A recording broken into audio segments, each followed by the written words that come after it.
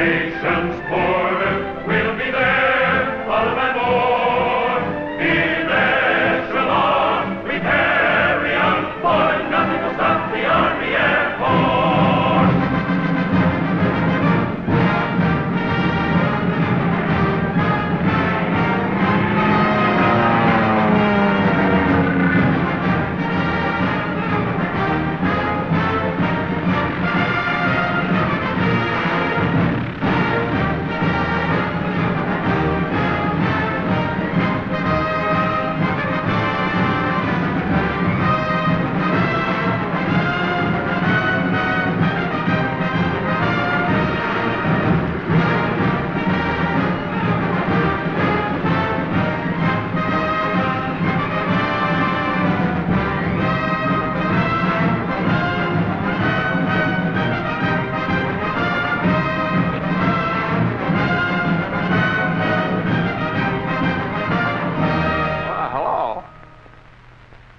Like I'm back in the movies again, don't I?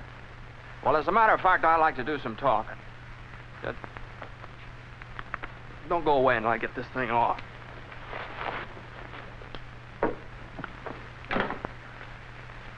Now, it isn't as if it was a chore for me to talk to you because I want to speak on my favorite subject, the Army Air Forces. I can't speak from long experience.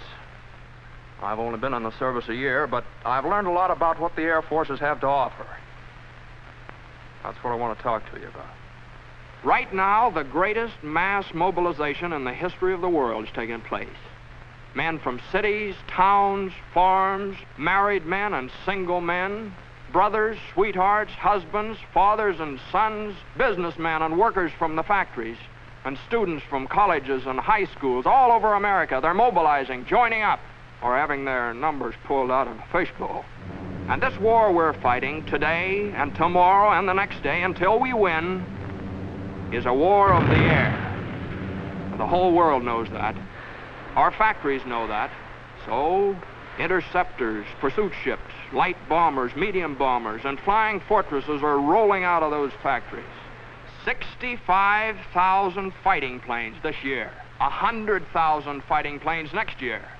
And to keep them flying, 2 million men. Now that's where you come in. The Army Air Forces need 15,000 captains, 40,000 lieutenants, 35,000 flying sergeants. Well, how about it? Well, let's talk it over. Now, make no mistake about this thing, fellas. We're all going to be in this war soon, sooner than a lot of you realize. And nearly all the officers of this great Army Air Force that they're building today are going to be drawn from the ranks of you men, from high schools and colleges, those who join as aviation cadets now. Well, now, before I go any further, are there any questions? Yeah, sure, I've got a question. Okay, shoot. Well, I'd like to join up, but I've got about a year of college left, and I'd kind of like to get that diploma. Well, why not? The Air Forces want you to get your diploma. Fellows like yourself, either in high school or college, can enroll in the Air Force Reserve, continue with your studies, and at the end of the term, or when you get your diploma, you'll be taken in as a regular cadet, if you pledge now. Well, thanks. Okay, don't mention it. Hey, I'd like to make the Air Force, but I'm no brainstorm. My grades aren't exactly what they should be. I hear it's tough to get in. Not anymore, it is. And that blocked letter you're sporting, that tells me a lot. Basketball, football, baseball, or some activity where coordination, control, and the ability to work together with the rest of the team, that's important. The same in the Air Force. They're one big team, and they need men who can pull together and play the game. So you and your teammates should be a cinch in this, the biggest all-American team we've ever had. Now, here's a fellow who works in a filling station. He looks as though he's got something special on his mind. Say, how about it, fella? You know, I've been interested in the Air Forces for quite a while. But I'm 26 years old and got a wife and haven't had a chance for too much education. What about me? Well, from where I'm standing, you look like you're ready to sprout wings any minute. Hey, wait a minute. You see, formal education is no longer a basis for determining a man's intelligence in the Air Forces. And married or not, you'll receive $75 each month while training, and board and lodging, and all the necessary uniforms and equipment. And you have as much chance as the next fellow of becoming one of those 15,000 captains and 40,000 lieutenants or 35,000 flying sergeants I was telling you about. Yeah? Say, that sounds great. I think I'll go and phone my wife. I'd like to get something straight in my mind. I'm one of those high school students you've been talking about, but I'm not old enough. I wasn't planning on going to college, so... Well, where does that leave me as far as the Air Force is concerned? Fella, you sound like the forgotten man. But if you're close to 18 and you're over 5 feet in altitude, you can be one of us just as quickly as anybody else. Okay. Just make out that application for the Air Force Reserve. Now, your physical examination. Well, that's not going to be so tough. If you're an average guy and normally healthy, you'll make the grade, all right? So one day you say goodbye to Mother and Dad. They're pretty proud and happy, too. Especially Dad. His suspenders are about to bust. Yeah, you say goodbye to Sister Jane and maybe Aunt Minnie. Oh, yeah, Uncle Ben and Brother Joy. Those first few steps down the walk are the beginning of a great adventure. Oh, wait, just wait a minute now. Aren't going to forget that sweet little bit of something next door.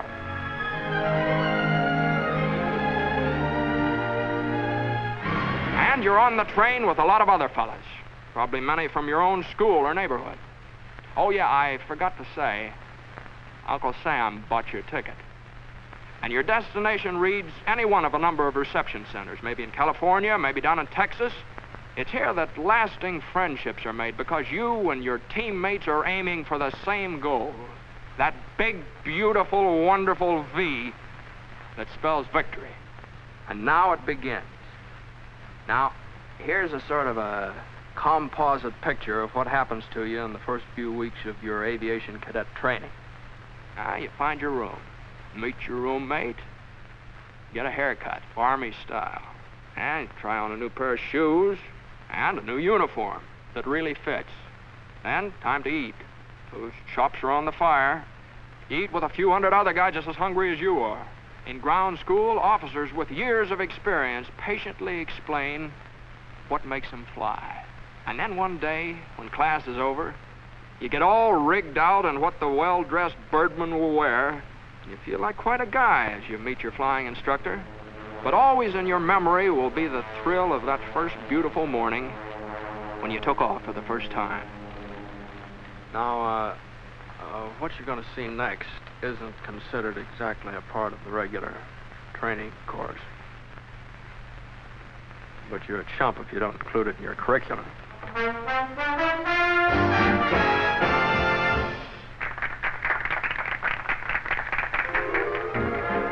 And you find out the effect those shiny little wings have on a gal. And it's phenomenal.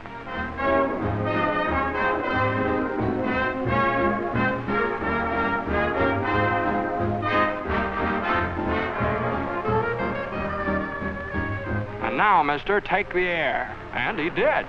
Well, time has marched on. And here you are, cruising along in a BT. That's basic trainer to you. And twisting your tail into a few acrobatics and loops and barrel rolls and snap rolls. That's some fun, huh? And a few more weeks roll by.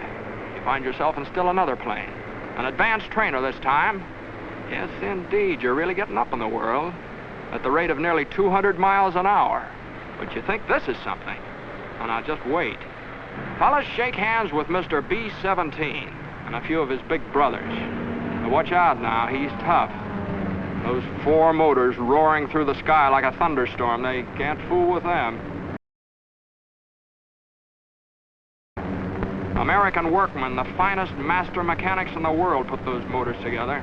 Made them live, made them breathe, made them roar. Yes, sir, a whole army of workmen, designers, engineers, and just plain guys who wanted to do something for their country. They put that B-17 together. A few thousand of these babies will win this war for us. And a few thousand guys like you in there flying them. And remember, we said something about a team. Well, 9 men are inside that plane, each with an important job to do. So let's go in and take a look around. Let's meet the team. Yes, sir. 9 fellas like yourself working together, as closely coordinated as a precision watch. Now get this straight. The pilot is not the most important fellow inside this plane. All 9 members of the crew are equally important. For example, the pilot and the co-pilot can take the plane off the ground and set it back down again, but where would they be without the navigator? Now meet him. He's the gentleman sitting right there, with his pencils, calculators. He's responsible for getting the giant bomber to its destination and back again. Now, you might like his job. Now, this fellow's a second lieutenant, draws $245 each month, and although he was good at mathematics, he didn't graduate from college. But he learned that the Air Forces could use his talents, and now he's a necessary part of the team. And now let's go up into the nose of Mr. B-17 and meet somebody who has an important job in that department. This is the bombardier, the boy who doesn't miss. You see, flying the plane is wasted motion unless this lad hits the target on the noggin.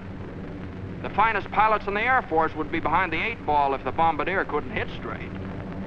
And he's a full-fledged commissioned officer, too, wears his wings, draws the same pay as the pilot or the co-pilot.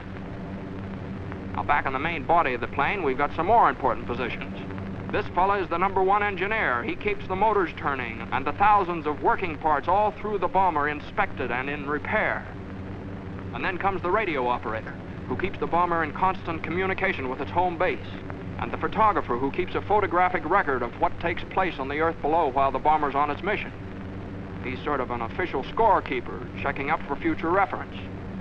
Now, the remaining members of the flight crew are #2 engineer and #2 radio man. So you see, being in the Air Forces isn't all piloting, or all navigating, or all bombardiering. It's teamwork. And each member of the team is just as important as the next one. Now listen, it takes 38 men on the ground to keep this bomber in the air. So let's go downstairs and meet the ground force. Jobs? Why, there's one to fit every kind of fellow who wants to play on this all-American team. Meet the armament officer. Now, he's in charge of 12 bombers, more or less like the one we just looked over. It's his job to see that the bombs are loaded and the machine guns, and a general all-around checkup. See that bar on his shoulders? He ranks just the same as the pilot or the co-pilot or the navigator or the bombardier. And to get this fellow's commission, a little engineering or physics in college would be a great help. Flight plane will follow after departure. And there's a fellow whose job takes a back seat to nobody, the communications officer. Those bombing and fighting planes up there, they depend on his work. He's part of the team. And how does a fellow get a sign like that on his door? Well, engineering officer Captain C.D. Burns had 3 years of college. He studied aerodynamics, and those qualifications quickly awarded him his commission. He's in charge of all mechanical details and has a full crew of technically trained enlisted men to supervise. Now, another opportunity for you specially minded fellows is to be a meteorologist. If you do, you'll be assigned to a post where all military missions will be guided by your reports. Yep, and you'll get those gold bars, all right, after 30 weeks free training in some leading technological institute. Photographers and chemists. Well, there's a spot for you on the team. In charge of one of the hundreds of fixed or mobile photographic laboratories the Air Force must have. Now, this job, too, gets you a commission as an officer. So, whether you're flying a plane as a pilot or a co-pilot, charting its course as a navigator, acting as bombardier, or in any one of the many technical jobs in the air or on the ground, wherever it is in the United States Army Air Forces, you're part of a team. Now, remember that. So listen to the roar of those motors, young men of America, and heed their call. Soon the skies will be filled with the greatest air armada the world has ever seen. Our own Army Air Forces. The best planes ever built. 65,000 planes this year. 100,000 more next year. That's why we'll lick the Axis. And that's how we'll lick the Axis. Your commission in the Air Forces is waiting. You don't have to have a diploma to become an officer. Join now on the enlistment reserve basis, and then finish your present school or college term before you're called upon for actual duty. If you're between the ages of 18 and 26, with a good bill of health, You can make as high as $245 a month, and with a bonus of $500 for each year of service in the Air Forces. Or if you become one of those 15,000 captains we need right away, you'll receive $430 a month while you serve your country. And you'll be well trained for a good job in civilian life when this war is won. Now, here's another thing. Now, it's kind of hard to explain, but believe you me, it's important. You see, while you're getting all this wonderful technical training in the Air Forces, you're learning about other things, too. Things that are going to pay off in big dividends. You're learning to be alert. You're learning how to handle men and how to do that job with a lot of pride. Yeah, you're learning about courage, too. But you'll know what I mean, and I hope soon, because the Air Forces are proud to think that you might be with them. And by the time you finish your training, America will have overwhelming superiority in the air. You see, the way the Air Forces feel about it, they're fighting and they're flying for the safety of our people at home, our mothers and fathers and our sisters and brothers. And to keep the terrible war of destruction that swept Poland and Belgium and Holland and blasted homes of good people in London and Coventry and maimed hundreds of innocent women and children in Nanking and Burma and Bataan Peninsula and Pearl Harbor. To keep that war from our own shores, our cities and our homes. The roar of 100,000 motors sing their song, and theirs is a song of freedom, and their wings outstretched in the cause of decency. And each spinning prop drones in vengeance against those who would destroy our way of life.